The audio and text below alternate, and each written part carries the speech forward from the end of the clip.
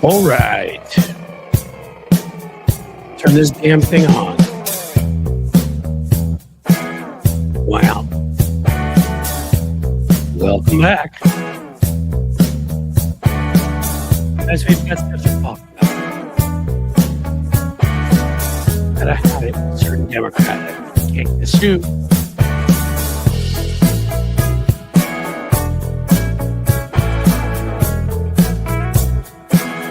You all hearing me all right? He says, that's what a good person would do.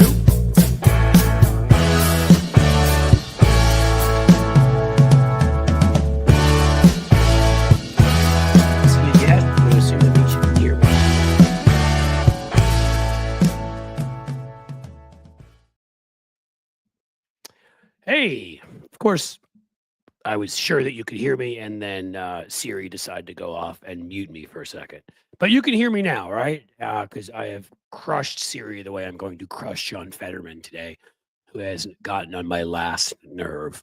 And I thought this is an important discussion we need to have, because if we're going to move forward as a party, a movement, a group of Americans, a united front and fight fascism, I'm tired of the traitors among us. I'm tired of the wimps, the wusses, the liars, the thieves, the scoundrels. I'm tired of them all.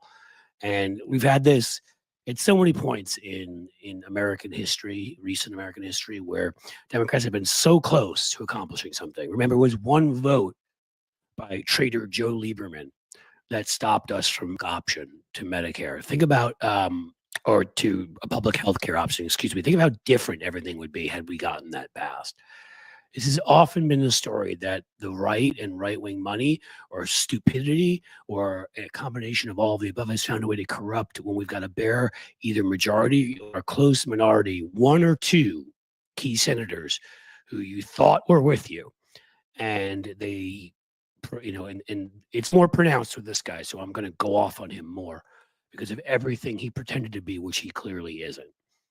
And I didn't buy into it from the beginning, for reasons I will tell you, but I was happy to embrace it, to support him when he was one of the Democrats out there speaking the way a regular person would speak about the other side. Referred to one point, I think he called a Rand Paul a Russia-loving prick. That's a video that I've got up on my channel. There's others. I'll go through them.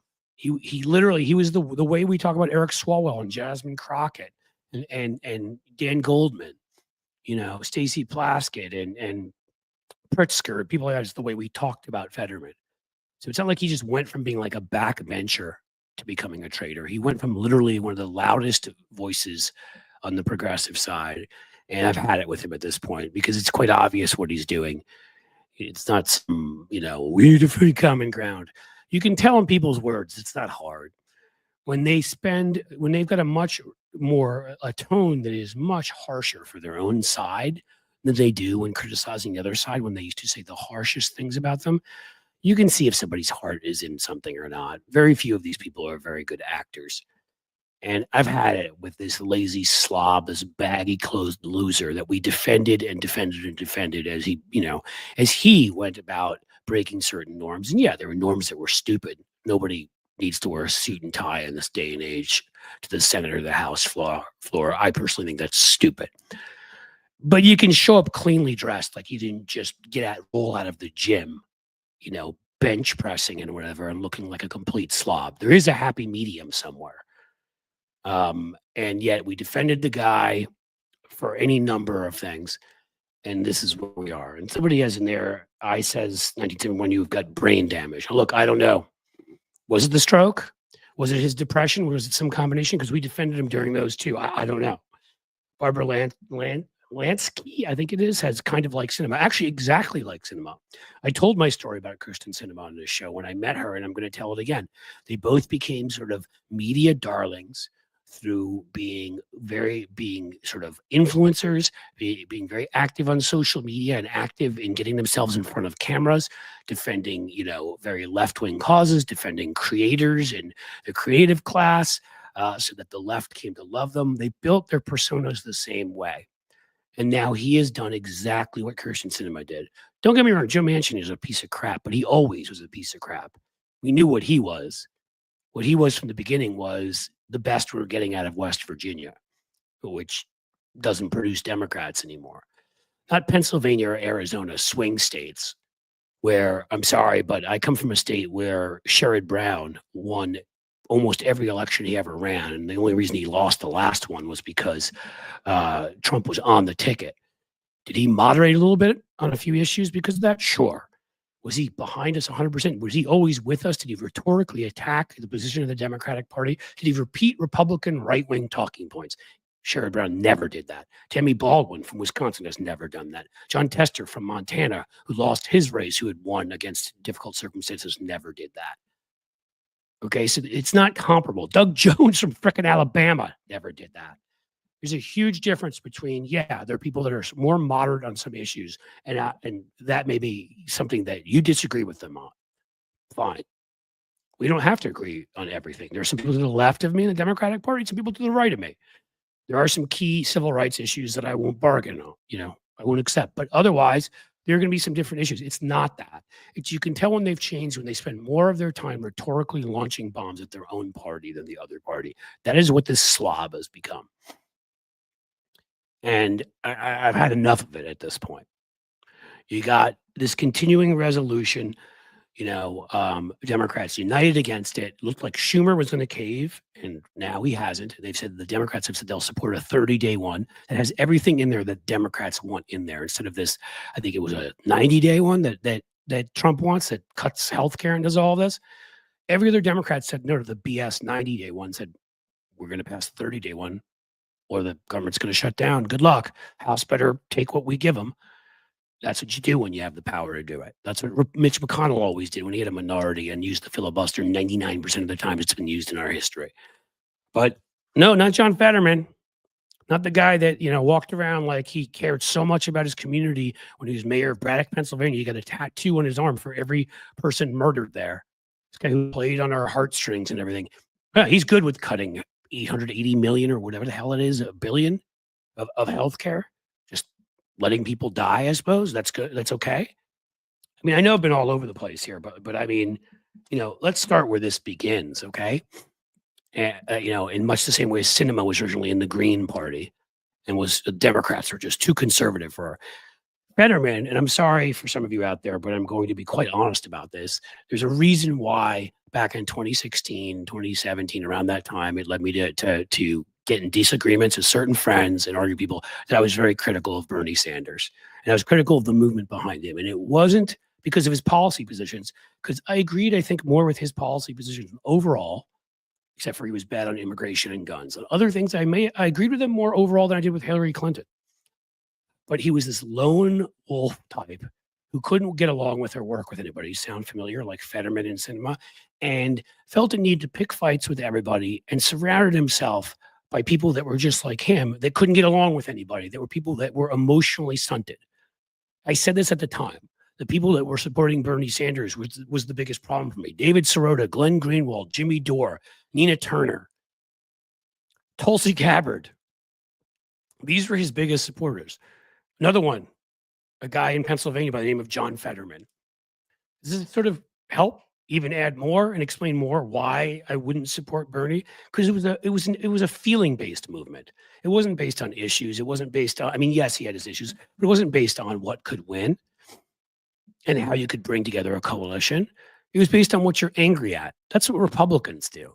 Yeah, we need to channel some of our anger. We always do.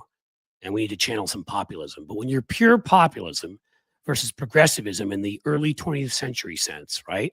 Teddy Roosevelt, that kind of thing, where you made improvements based on science and rationality. You helped people based on those things, not based on anger and resentment, not being a farmer with a pitchfork. And to me, Bernie's movement had way too much of that in it. And I even named, what's her name? Bree Joy Idiot Face, who wouldn't endorse, Hillary wouldn't endorse Biden, has her own podcast railing against Democrats. I mean, you can go on Cenk Uygur. Like, I could give you, is there anybody that honestly was a strong Bernie supporter in the commentariat or whatever, who is still a sane person or in political circles? This was my problem always with Bernie, is who he chose to surround himself with. People that seem to be as angry and unstable as he sometimes seemed to be. Don't get me wrong, I love it when he lashes out at Republicans. I agree with him. We should, everybody should have health care, whether it's Medicare for all or we've got a system where with a public option guaranteed for all and private companies are allowed to compete. But if they don't, screw them. Nobody needs to use them. Competition's amazing that way. Yeah, all for that. I mean, again, this wasn't about policies. It's always about this. But Fetterman, again, he ran as he had been mayor of Braddock. He became lieutenant governor. He always ran against the party, against the establishment, and against my better judgment. Because he was so good at messaging, and Democrats are so bad at it, and would take so many shots at Republicans. I became a fan. Didn't agree with him on everything, but I became a fan, and I liked the way he stood up to the Republican Party. He didn't take crap from them. When Donald Trump announced he was running, he just, what do you say? What do you say about Trump? He just said, Donald Trump is nothing but the biggest internet troll on this earth. He dismissed him. He made it about something, about criminal justice in Braddock, the town he'd been in, and the fact that there should be more commutations and that people with nonviolent offenses shouldn't be put away. Stood up for the full legalization of marijuana, something that I was very much and always am very much in favor of. Getting national health care for everybody. Irony, huh? Son of a bitch now wants to vote for this CR that would cut it right out from under people. He did all these things. And we got behind him, okay? He broke with the mold. And again, even in some ways where it's like, come on, dude. You don't have to, again, a suit and tie, it's not 1950 anymore. But you don't have to show up in dirty, baggy shorts and a baggy sweatshirt like you just rolled out of the gym. You can treat the place with some respect. It's not hard to put on like a single color shirt or something with a sweater or, something of that nature. Ooh. Clean jeans that don't have any holes in them. It's just, obviously, it's become a political thing since then. And everything you read about him now, everything. I mean, let me go to this series of articles. It's ridiculous, on what's out there right now. The things that sort of he is emphasizing. Fetterman urges Senate Democrats to make a deal to avoid, quote, plunging the country into chaos. He's blaming us.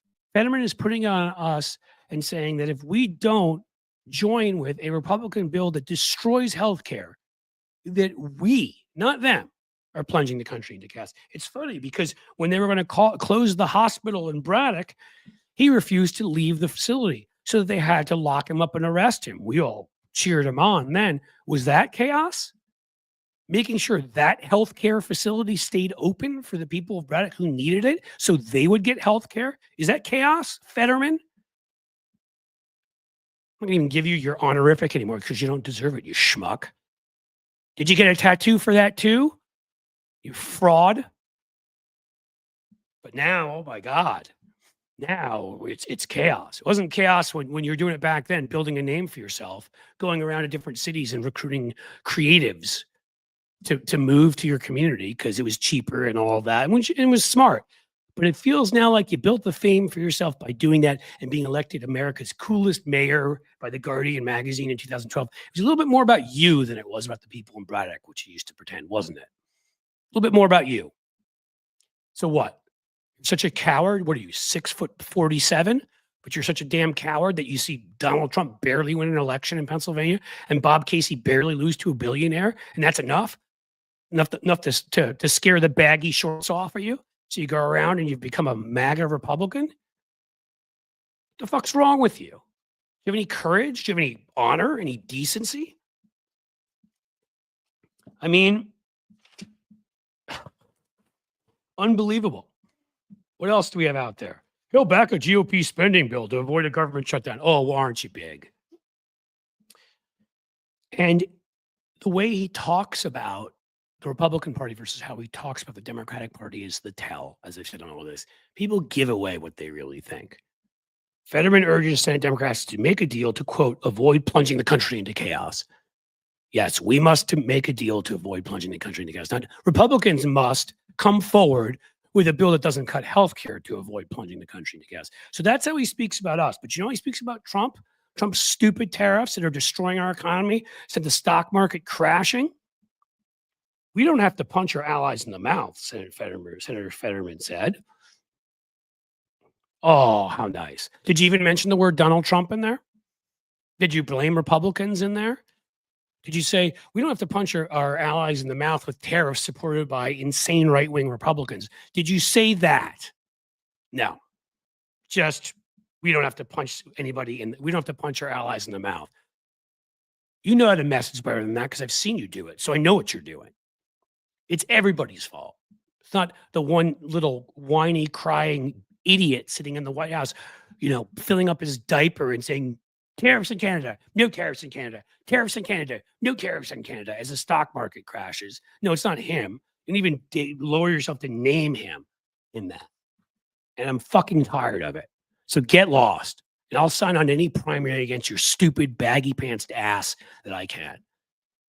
Everything, all your novelty. Oh, you're 6'10", looks like he's in a biker gang. You're so tough. It's all worn off. You're just another MAGA loser who hid behind Democratic branding for a while to get yourself elected to the Senate. Congratulations. And there's always a couple of these. I brought up Lieberman earlier. I don't know if somebody go back long enough in the 2000 teens with Nebraska and Ben Nelson being the one who occupied that role. But there's always somebody who's there to insult our own party and repeat Republican talking points. Always. Again, you may disagree with us on certain things. You may vote against us on certain issues. That's fine. I named a bunch of people like that before. Mark Kelly's done that. Doug Jones did that. John Tester and Sherrod Brown, which made it so they saved both of their seats multiple times, did that. This isn't that. This is different. This is when you start repeating the other side's talking points. This is when you should honestly get lost. So that's where we are with this idiot who apparently forgot everything he ever learned, everything he ever knew. Why I quoted that thing in there, my friend Bill Corbett, if you watched my Substack 12-hour launch, Bill was one of our guests, Mystery Science Theater 3000 writer, does the voice of Crow, among other things. And he had a viral tweet on responding to Fetterman, as Fetterman reported repeated Republican talking points. And how just the Fetterman himself, this fraud actor fake, said this. The weeks of performative resistance, he put resistance in quotes. Again, a guy that refused to leave a hospital building and to be dragged out and arrested.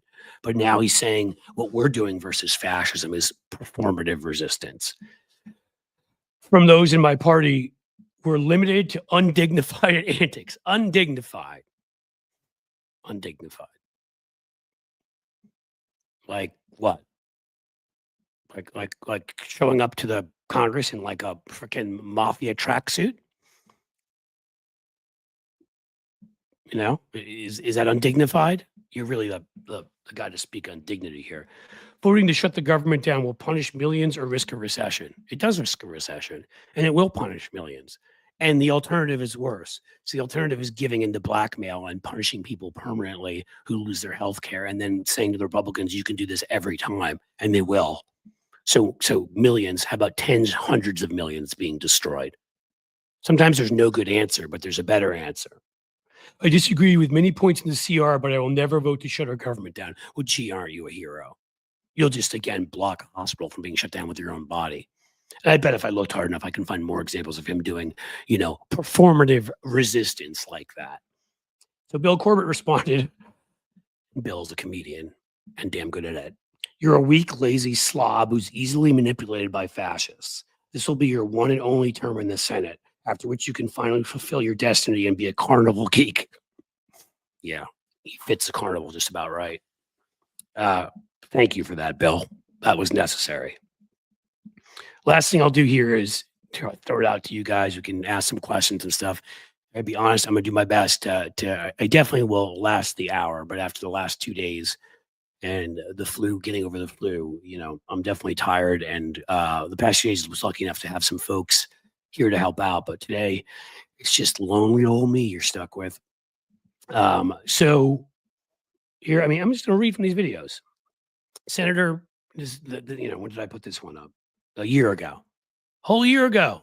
He's an entirely different man. Senator Fetterman hilariously mocks Mike Johnson as, quote, a deranged weirdo, which Mike Johnson is. And that's why that was such a cutting point, because a guy that kind of monitors his kids, activities on computers, if you know what I'm saying, and is this little weird, strange acting and creep, seems like a creeper to a certain degree, it works. John Fetterman doesn't hold back on unquote, Putin-loving prick Rand Paul. Remember when he used to say stuff like that?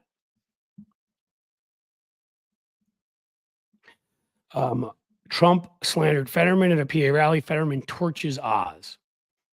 It shows up and just rips Oz apart as a fraudulent doctor and, pill pusher and all the other stuff.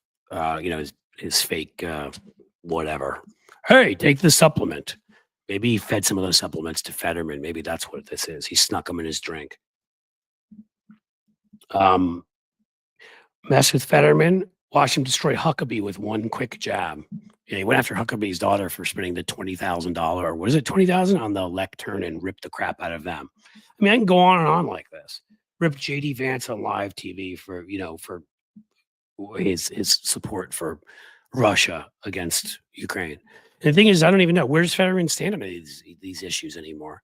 Considering he's such a mouthpiece for MAGA, is he pro-choice anymore? Does he believe in gun safety anymore, or is all those people that died in Braddock from murders, what are they? I mean, he's got a political career to try to fulfill. Do they not matter anymore? The fact that when he became lieutenant governor, he flew the pride flag. Would he do that now? Is that the kind of thing he'd have the courage to do? Or, what's the pride flag when it gets in the way of you moving forward with your career? Was a different guy. And I tried as long as possible to listen to the crap come out of his mouth and hope that he was readjusting a little bit after the election and just making himself sound a little bit more mainstream, but was going to retain who he was, his basic core. And it seems quite clear that's not happening now. He is Kyrsten Sinema. He is the person who went from being a Green Party or a socialist or whatever you want to call it type all the way over to the right. Just like Jimmy Dore and Glenn Greenwald and all these other people. He's fulfilled his Bernie acolyte destiny, I suppose.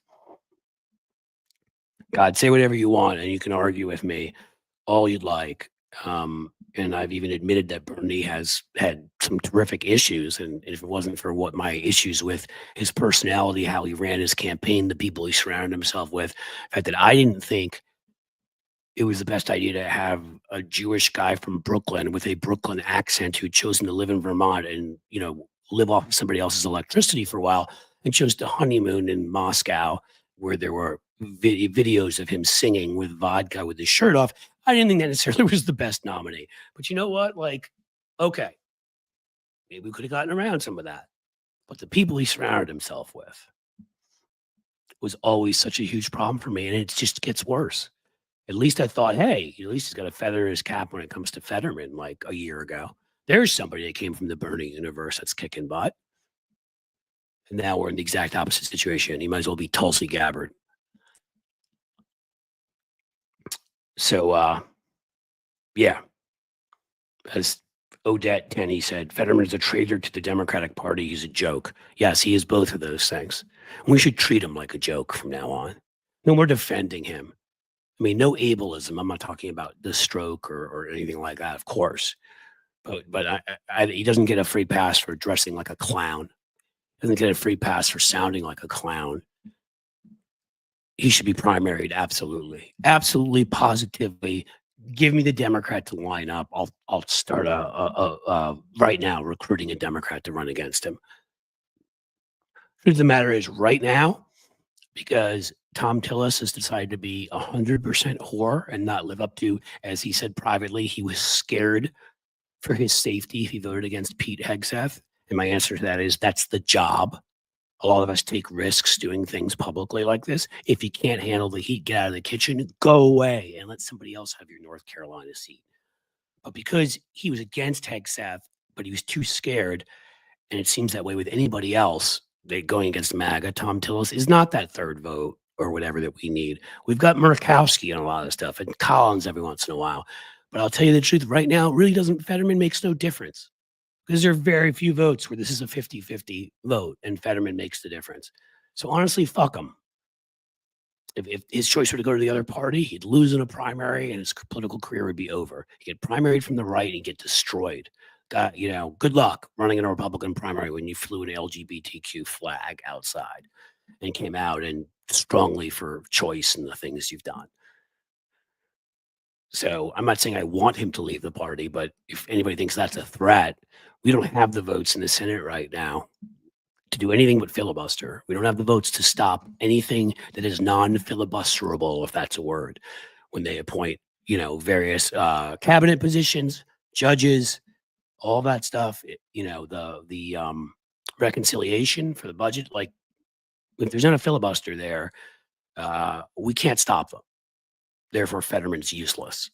Therefore, respond to his crap and his negative messaging the way it should be responded to.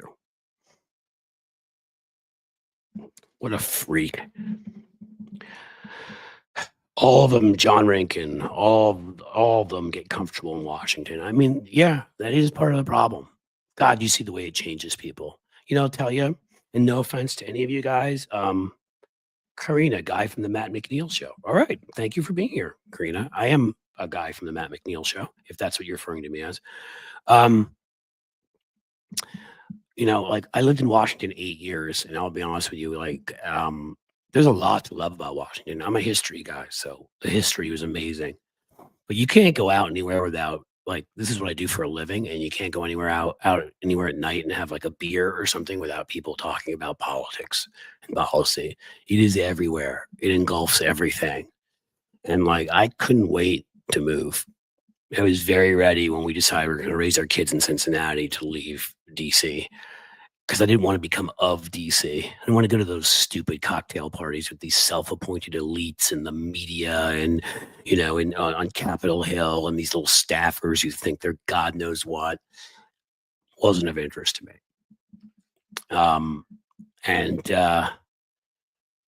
That's what happens to some of these guys. They go there and it just,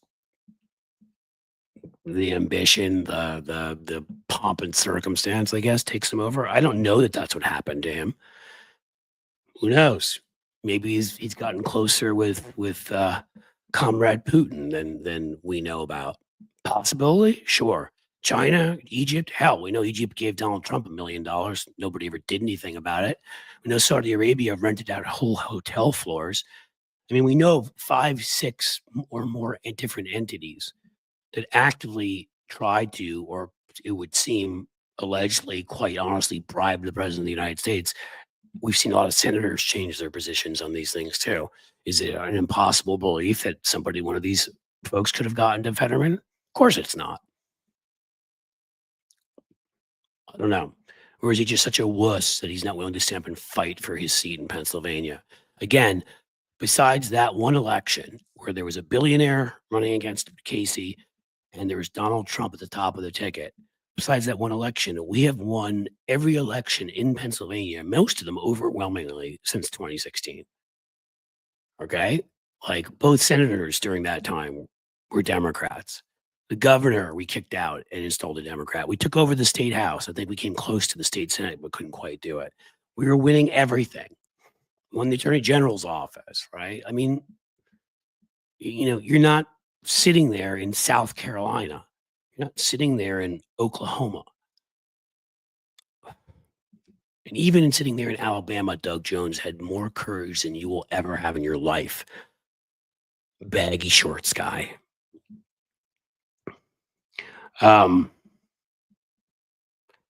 Fetterman can put a Baconator together. Well, yeah, that I believe. That I believe. I'm looking through some of your comments right now. Mr. Fetterman, you're betraying Democrats and Pennsylvanians. We get from Mary F. You're damn right. You are damn right. I mean, I get the feeling at this point, again, remember, it started with his equating Donald Trump's prosecution to Hunter Biden's. And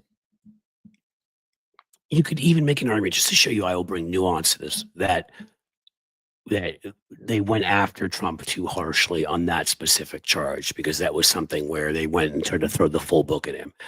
But I always got the feeling they did that because we weren't sure whether the other things were going to be pursued. If I had been very comfortable with the fact that Donald Trump, for stealing state secrets and storing them in his crapper at Mar-a-Lago, and for inciting an insurrection on January 6th, was going to be held responsible, I wouldn't have cared about that other charge that wasn't as serious. But to equate that with Hunter Biden, who filled out a gun form wrong and paid his taxes, he didn't pay his full taxes. I mean, if they weren't busy cutting the IRS constantly so that nobody can audit anybody, I bet you'd find half the damn country doesn't pay their full taxes. So, I mean, it was just for him to even start off equating those two. The Hunter Biden prosecution was literally because his name was Hunter Biden. Donald Trump, yeah, there may have been an extra zealous prosecution because we wanted to get a guy who's a serial lifetime criminal or in prison for something. It didn't seem like Merrick Garland was doing the job now, did it? But you could even make, again, an argument that that wasn't the one you thought Trump should have been going to prison for. But to equate that to Hunter Biden, Trump broke the law there. Trump bribed. Trump paid a porn star off. It was illegal. W. Manchin is going to Sinema still around. No, Sinema is gone. She did not run for re-election once Ruben Gallego got in. By the way, another one who I don't fully agree with, who even voted for a few of Trump's nominees, I think as a protest of the fact that Trump is not a legitimate president, no nominees, even if they were nominees that were qualified, and none of them are really qualified. Marco Rubio is an idiot, but he's not a criminal as far as I know. So he can, I mean, like people like that, I would vote for if it were a normal administration. If it were me, I would vote for the ones I didn't think were terrific, but were not like just beyond the pale awful. But nobody should have been voting for anybody in this administration because it's not a legitimate administration. It's a collection of fascists. But even that, again, to prove, I don't think we should ever say, well, this person did one thing. Throw the baby out with the bathwater. We're going to disagree with people on some things. I think Gallego was wrong voting for a few of the ones, but the ones he voted for were the ones that were actually qualified to be there, at least the ones I saw. And yet, do you hear him out there repeating right-wing talking points, insulting his own party? Nope. Gallego's acting like a senator that we can be proud of.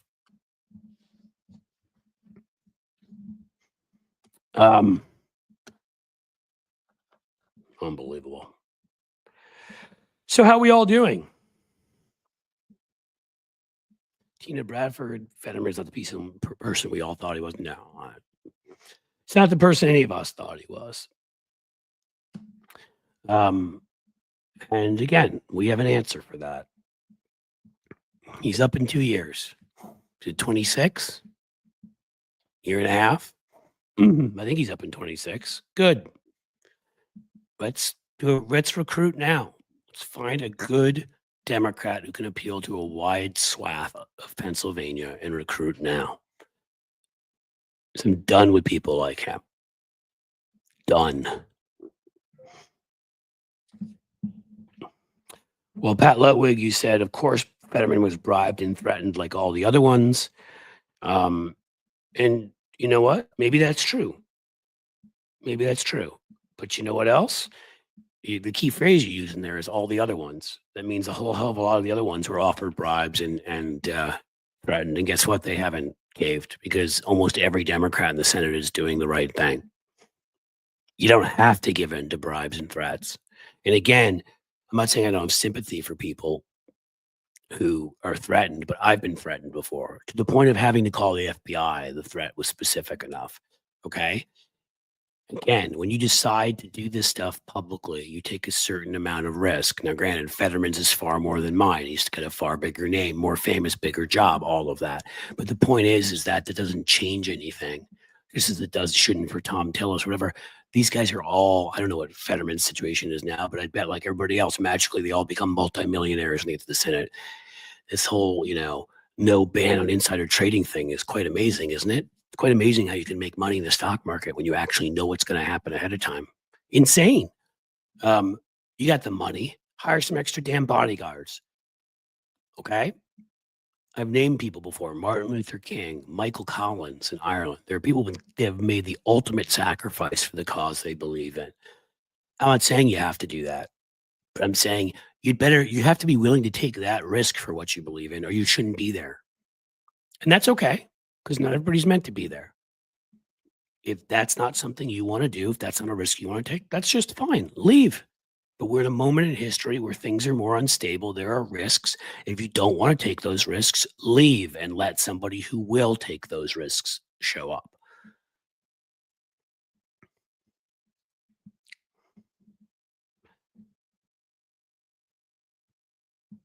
Yeah, Cynthia, I had read that.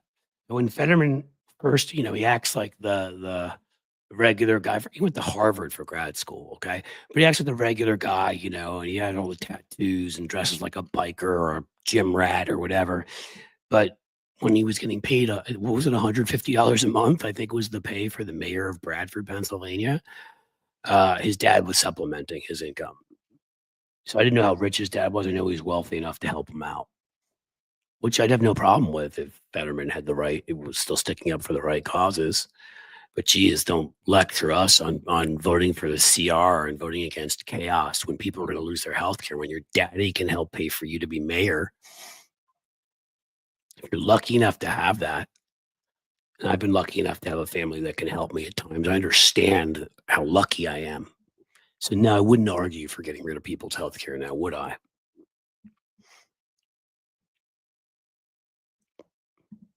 Here you are, Jim. Perfidious whores taking special interests. Yep.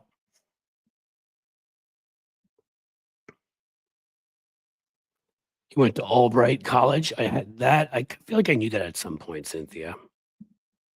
But does that give you or us, I'm wondering, does that give you any insight into him at all? I mean, it's hard to know these days. I've joked around with you all and said that I've probably gone to now the most infamous college in the country. I went to the University of Pennsylvania. The two worst humans alive in America, really, maybe anywhere, Elon Musk and Donald Trump both went there. I would hope that wouldn't give you insight into me. But who knows? Gets campaign donations from BlackRock and Google, to name a few. Okay, that may mean something. But I'll tell you also, I've seen numerous Democrats take donations from companies like that and vote against their interests. That's why I don't always judge some of these folks, because with the system that we are stuck in, where you have to raise corporate money, I'm not defending it, better not to, but I've seen a bunch of folks who take some of those funds and then go and vote right against them when they're wrong. So no excuse that he took money from them. He could still vote against them. Thank you, Gregory Brown. The caustic part of this is not knowing where, when, or how this plane is going to land. For the first time in my life, I don't see a future America. On a lighter note, best pizza of life. Well, thank you, Gregory. Lighter note, pizza's good. I can see a number of ways. If you study history, you can see a number of ways this plane lands. It doesn't mean we're going to be exactly the same as we were before. Although, after Nixon, there are a number of massive reforms that we were actually a better democracy for at least 20 to 30 years there. So you have to see what happens, what forces line up. There are going to be some unlikely bedfellows who line up and agree on certain issues for different reasons.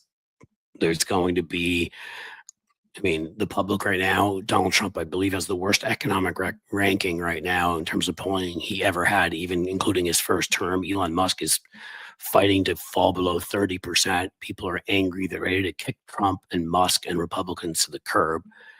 If we fight and do our part and make sure there's anything close to free and fair elections, including this year, for governor of Virginia, governor of New Jersey, for those two open Senate seats in Florida and Ohio, without Trump at the top of the ticket, it should be interesting. The congressional races, like the Stefanik race, which should be a Republican race, except for we're overperforming again in these kinds of places, because without Trump on the ballot, because he's just doing a terrible job, like you would expect. So, electoral ways to solve this. The judges so far have been impressive, have been holding hell. Even the Supreme Court the other day, it shouldn't have been 5-4, but they did reject him.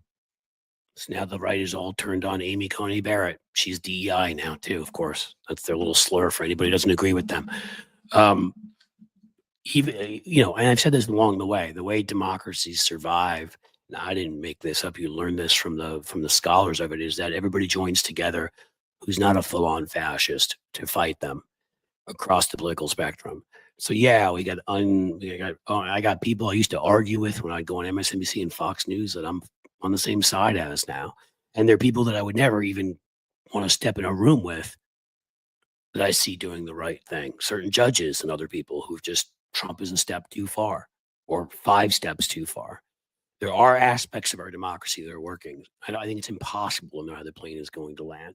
And I still have optimism that we're going to end up, in fact, being a democracy. And in some weird way, if this gets the citizenry to become more active, if people that are MAGA dummies who sat there and just taken in the disinformation, the lies, and haven't questioned it, some of them have now seen their own paychecks disappear, their own health care disappear. They're starting to question it. Maybe they pay some more attention in the future, just maybe. And we can win some of them, more of them over. Maybe we can get rid of this awful Democratic leadership and unleash, the inventive, creative, brilliant folks, who speak out and are amazing. The Chris Murphys and Jasmine Crockett's and AOC's and Brian Schatz's and people like that, and be led by a terrific force. There's just a lot of things that can come out of this. When democracies have headed towards authoritarianism like this, history shows it's ended in a number of different ways, from the really, truly awful to sometimes actually ending up on the other side, a better country for it. So we don't know yet. We need to keep fighting for everything. Donald Trump could be the thing that this grotesque Jabberwocky creature that he is could be the thing that galvanizes people that never would have joined with us to join with us, so that we reform our government in a way that is more democratic, that is more of a liberal democracy, is more open. It's absolutely possible, and it absolutely has happened before.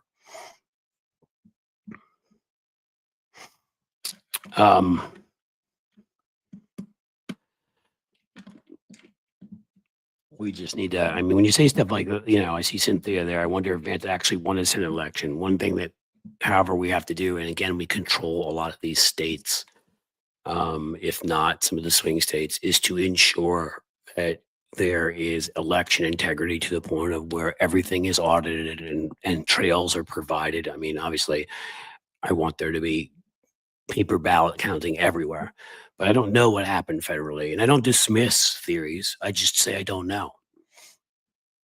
Though I tell you that if the Supreme Court hadn't gotten rid of the Voting Rights Act, and they didn't allow the kind of mass voter suppression that secretaries of state, Republican secretaries of state, pulled in Ohio, Georgia, Texas, places where they've controlled, those races would have gone differently or been a hell of a lot closer.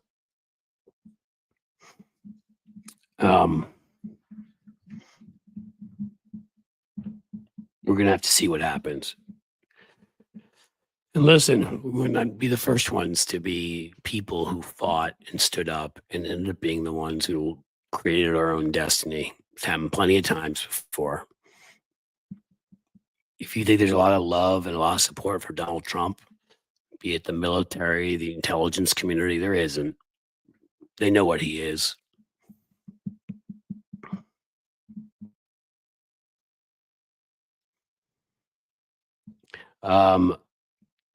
Rights Aid, I didn't see that one. On the protester that disappeared, I think you mean the one that, it was the Palestinian protester that disappeared. I believe that's the one you're talking about. Well, yeah, that's criminal, obviously. And I'm interested to see how that plays out, because that's not America and that's not how we work. And I don't think they're going to be able to just, the question, and I guess the real question when it comes to the Palestinian protester, and I don't know the answer, is he an American citizen? Because if he's an American citizen, then I think he will be okay. I think they're going to have a really hard time. If he's not an American citizen, then they can deport him. Whatever, our feelings are on that, that's the way that works. But frankly, being deported for him may work out better than being put in a prison somewhere, right?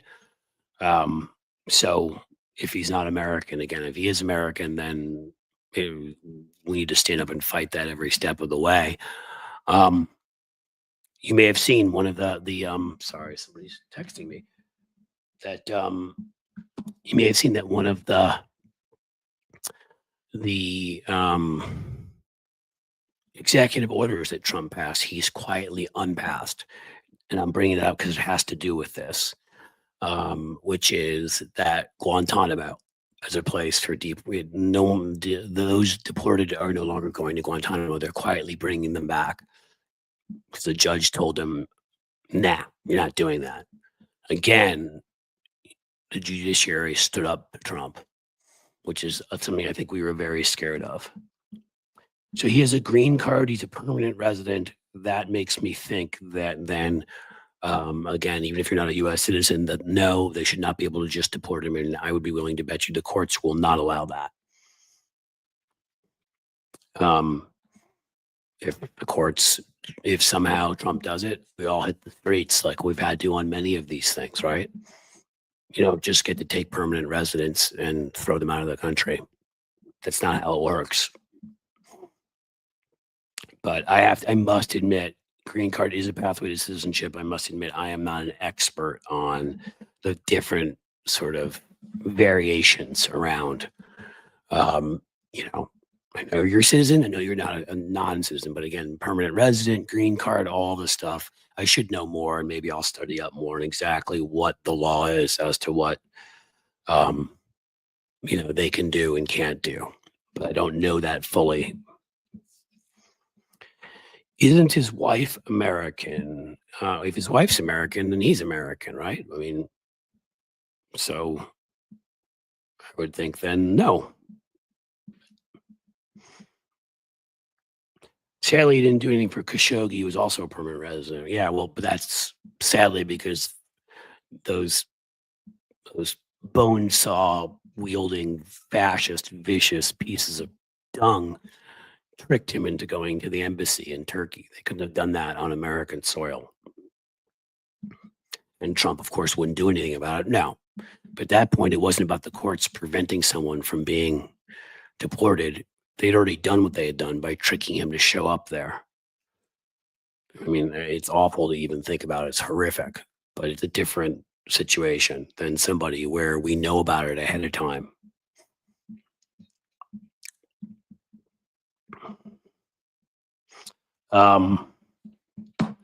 Little Marco is a traitor. He's siding with Putin to make Trump happy. Yeah. Rubio is just an empty suit.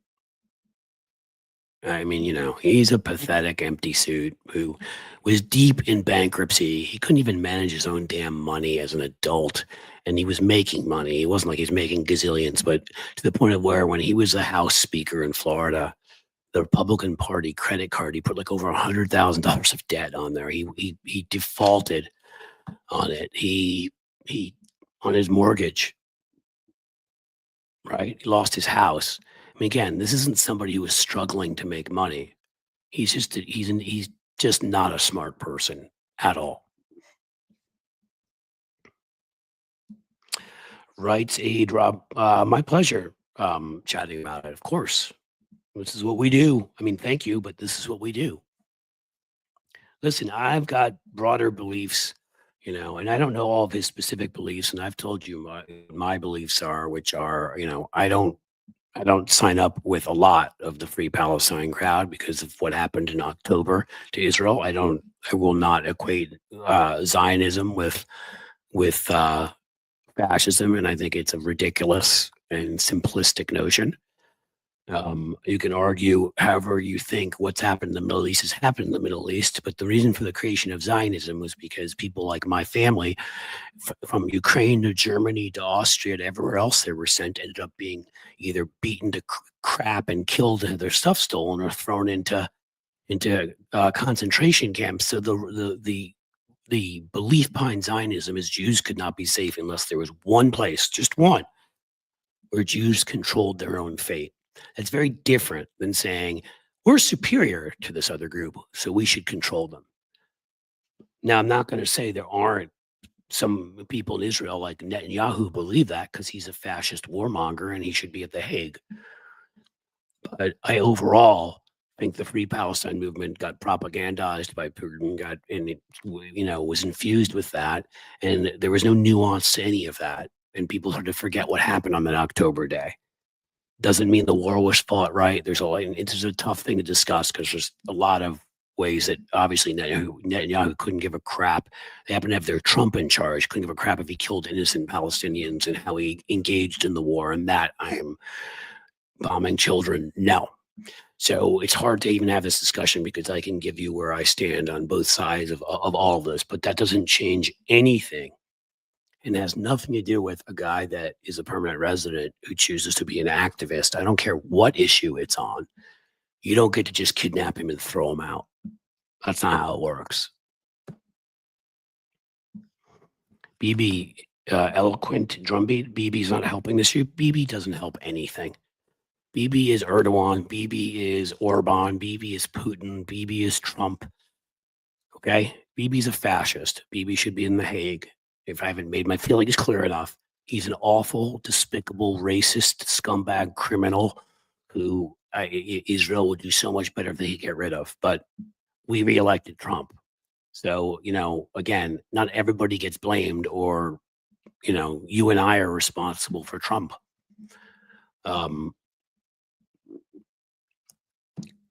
So, my feelings on Bibi are quite separate from my feelings overall, which is when somebody comes and commits the kinds of 15th century atrocities and films them, yeah, you have a right to defend yourself as a state because they are a state, they are a country. And they have the right to be a state and a country. They were given that right by the UN. Not to mention that there are artifacts there that Israel was there 2,000 years before when an emperor, Hadrian, disbanded Judea and kicked everybody out like members of my family and spread them throughout Europe on different shtetls. So this is all actual context to all of this that people who, when they have simplistic cheers and attacks, leave out. But even with all of that, you can bring all that context as I just did to it, and I could bring a lot more if you'd like me to about the various wars waged to wipe Israel off the map for 50 years, and that would have ended in genocide against Jews and everything else. That Abbas and Arafat each got 98% or so of what they wanted in agreements and walked away from them. I can bring all of that context to this, and none of that justifies the existence of Bibi Netanyahu. None of it. Is he's who he is, like all those other figures I compared him to.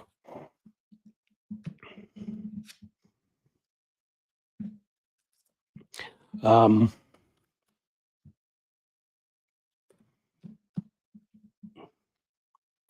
not gonna. I mean, again, Mothman. I see what you're saying. Whatever. I'm not playing into simplistic arguments here. So you can throw out your gotchas and your whatever. I'm trying to have an adult conversation here about nuance and whatever, and that there are actually two sides to this story, and there are evil people on both sides of this story. But I will argue with you until the end of time that Israel existed, has the right to exist, and yeah, one country where Jews don't have to live and have other people decide their fates seems pretty fair to me.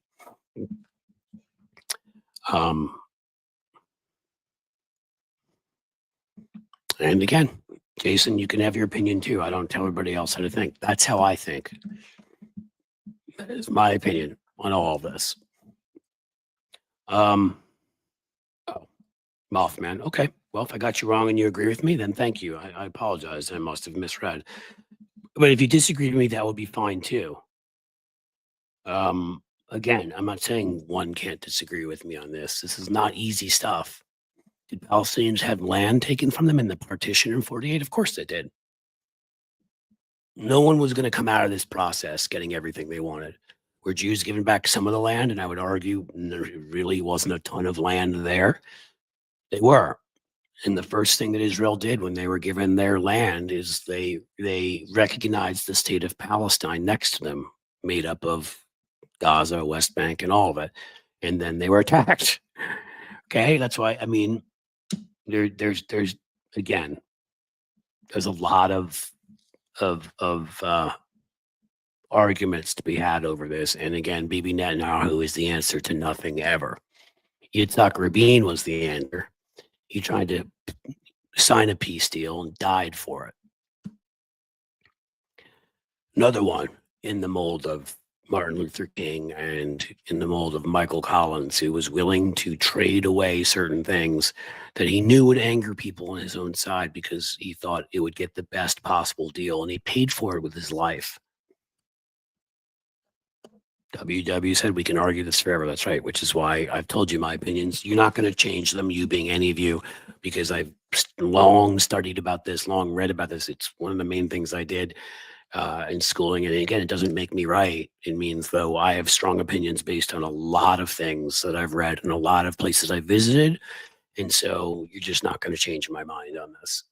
I think I've got a pretty nuanced and fair position when I look at it overall. So there's no point in arguing. I mean, we can discuss always, but there's no point in arguing.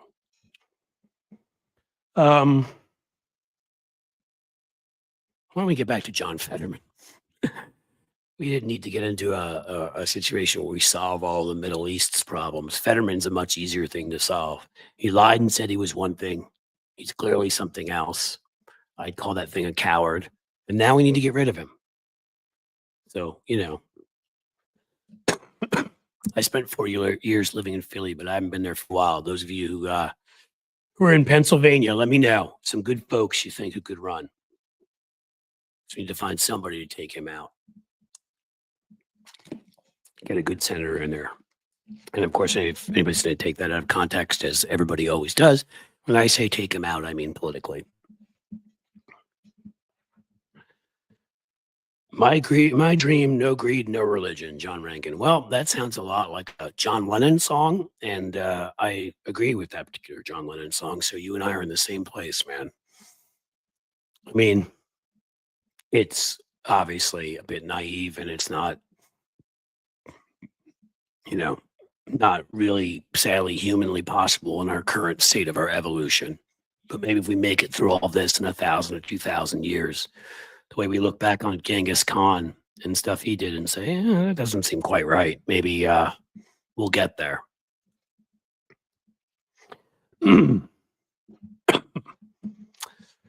Yeah. Thank you for understanding, Jim.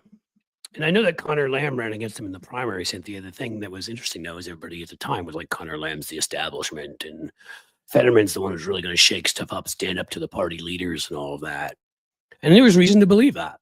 So I understand why people jumped in.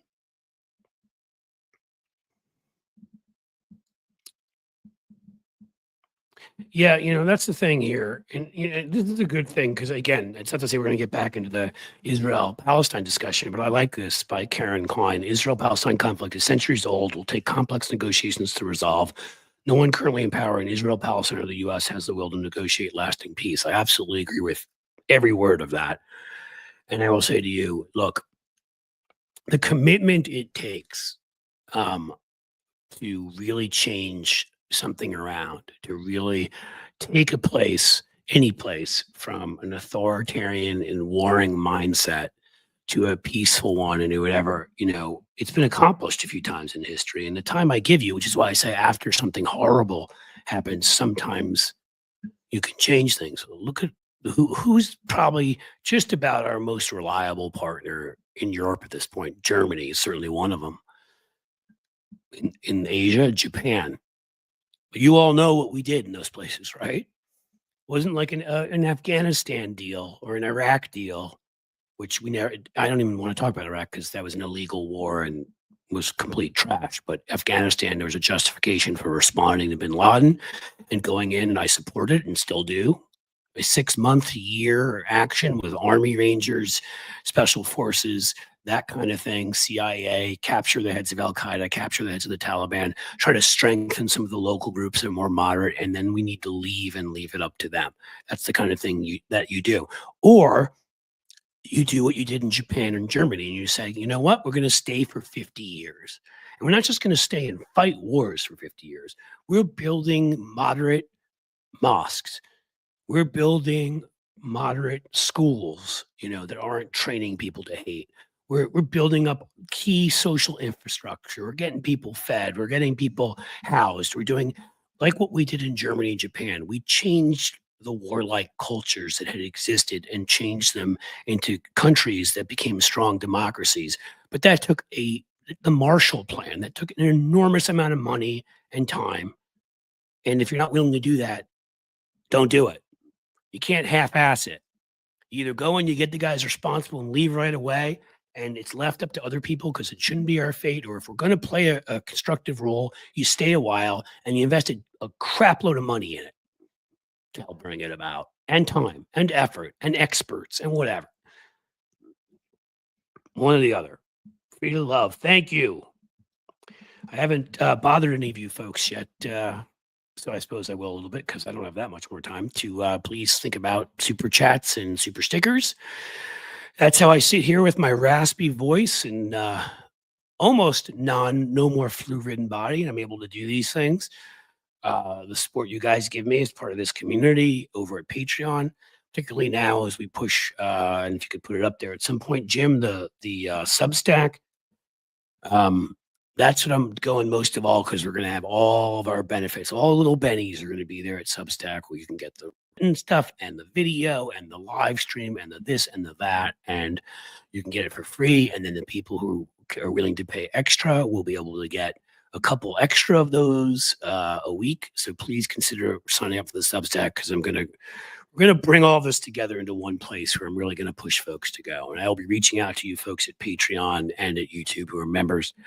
I see Sheldon Hughes has gifted a YouTube membership, which I really appreciate. Again, it's not to say I don't really appreciate these, but when these things happen, what I will do is I will reach out to you folks in those other places and try to incentivize you with, who knows, with all sorts of parting gifts, and maybe, you can win things and whatever. I've been trying to organize that and make it a little bit harder with the flu to take your paid patronage over to Substack, where I'm about to adjust the price down a little bit. And so it will be competitive with everything else and you will get more and I will be able to pay more attention. Pat, if you're saying see you all soon, thanks because you're leaving. Thank you for being here. I really appreciate it. There you go. There's some good spots for you all. Jim's got it all rounded up.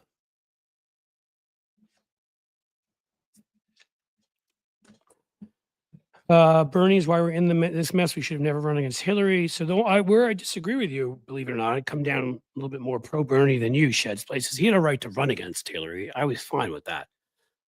My problem is that when it became mathematically impossible, which was pretty early on, February, March, and he stuck around to the primaries and still kept attacking her and still kept doing damage. And the people around Bernie, again, many of whom are now people like Tulsi Gabbard and Glenn Greenwald and people like that are unstable people, were sitting there launching all sorts of attacks at Hillary that were only sending people from Bernie over to Trump. Bernie should have done the right thing, realized how important the election was and our democracy was, and he should have gotten the hell out in February or March when it became statistically impossible. I have no problem with him running. Primaries are fine. WW, thank you. Vocal rest is the only way to heal your voice. You are correct. Thank you for the $3.33 super chat sticker. Super chat. I think we will get that because I won't be back till Tuesday. So I wanted to make sure to give you guys 3 of these today. And that way I could, get you a full compliment like I had in the past 2 weeks of these, even if they're a little shorter. And then, I've got 5 days to rest my voice, even though if you know me, I probably talk too much in my private life too. So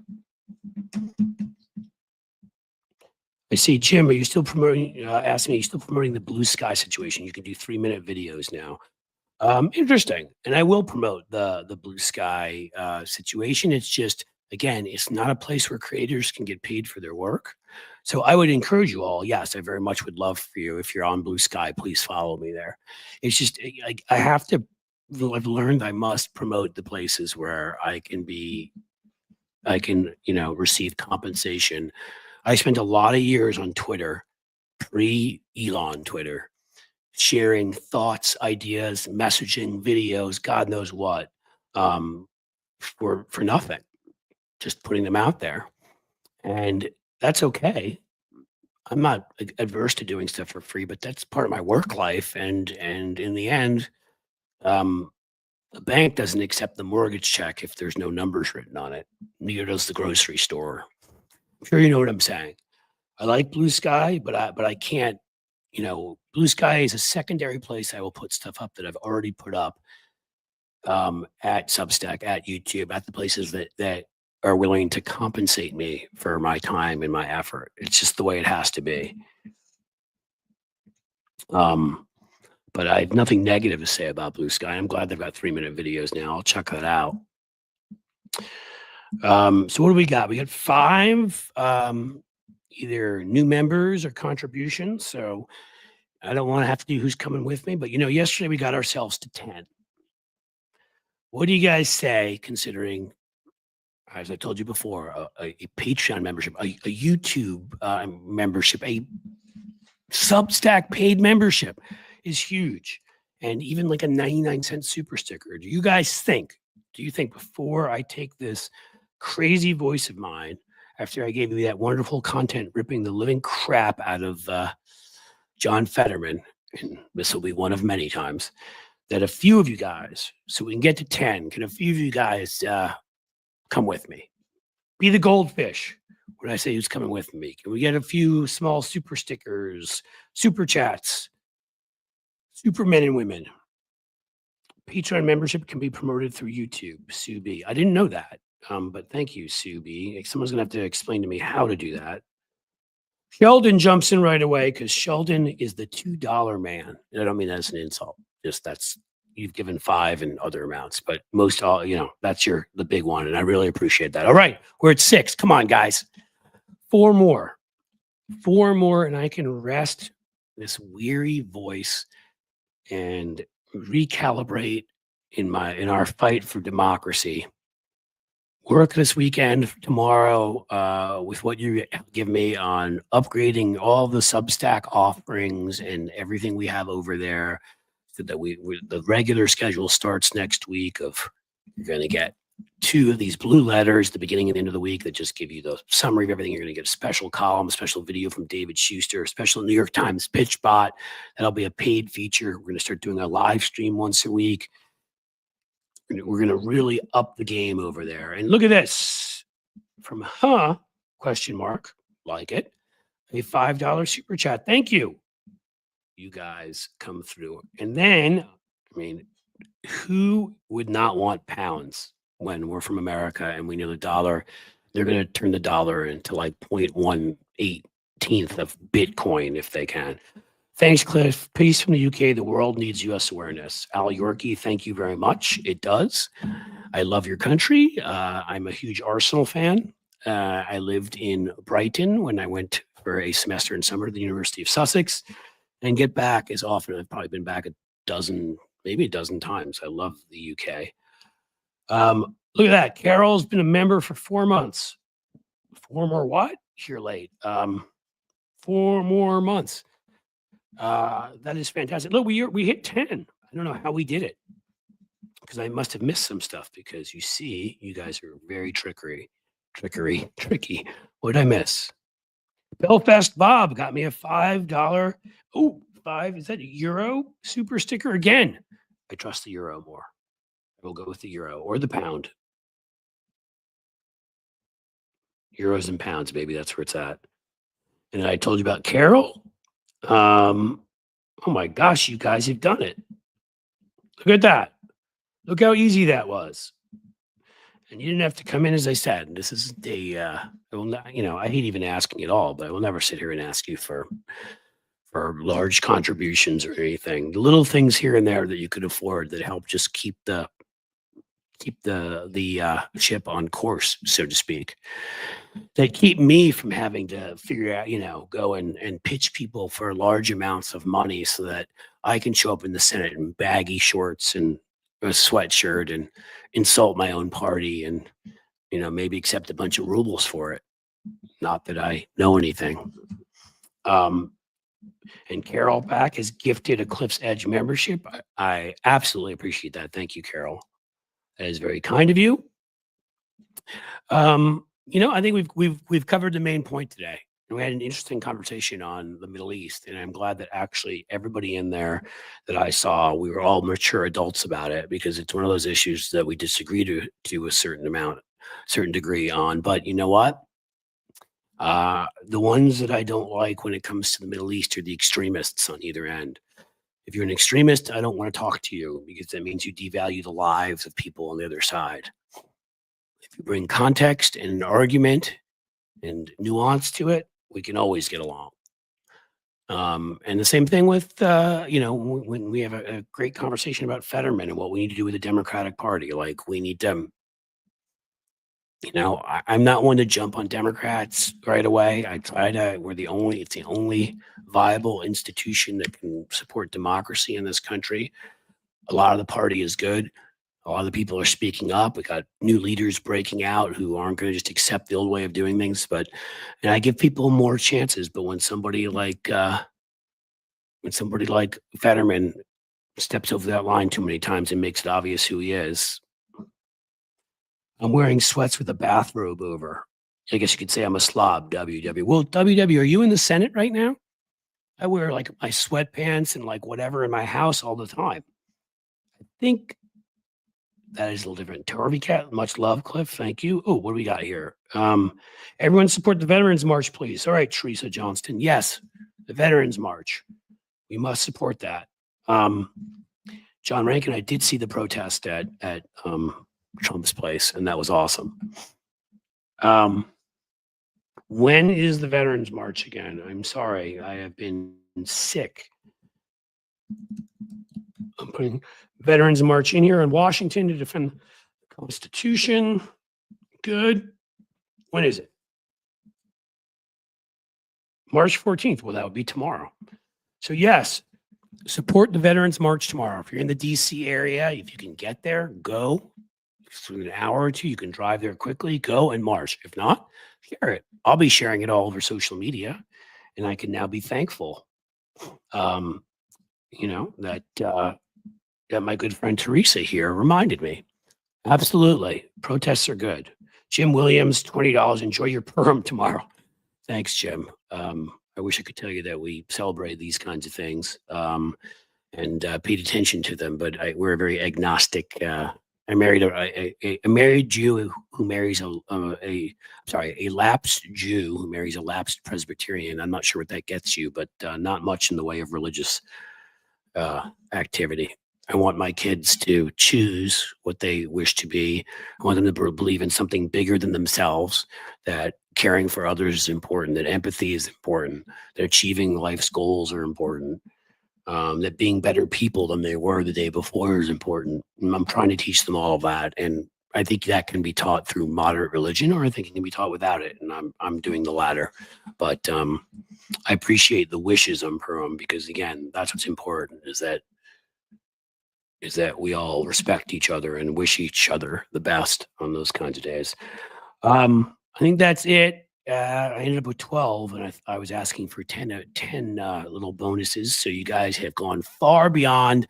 And if I talk about Fetterman anymore, I'm going to go find that hoodie and rip it right off his head. So keep on keeping on. Thank you for being in this fight. Everybody tune in. Make sure you're paying attention to the Veterans March tomorrow, or other protests going on over the weekend. There is one going on the 15th, I believe, also. I think it's an Article Article 3 of the 14th Amendment, which is that Trump should not have been able to serve because he's an insurrectionist. I believe there's a march going on. Is that maybe what this march is going on because of? Maybe that one. So let's promote all that. Let's support all that. And let's make sure Schumer doesn't give in. No CR unless they're willing to come to our side of the table and not take away health care from human beings, because that's what sick fucking psychopaths do. Otherwise, you guys have been great. As always, I love this community. And I think we should end with Jason Zaya here. He says, I go naked at home, but I live in Hawaii. Well, if I were in Hawaii, I'd be naked all the time. Why not? Seems like the thing to do. So Thanks for being here. Thanks for supporting everything you do. Thanks for supporting me. You know, I will prepare this time so I don't say it too soon. Thank you, eloquent drumbeat. I saw that was the last one I saw before I clicked off. But as we say, as the sun sets slowly in the west, I bid you all a fond farewell.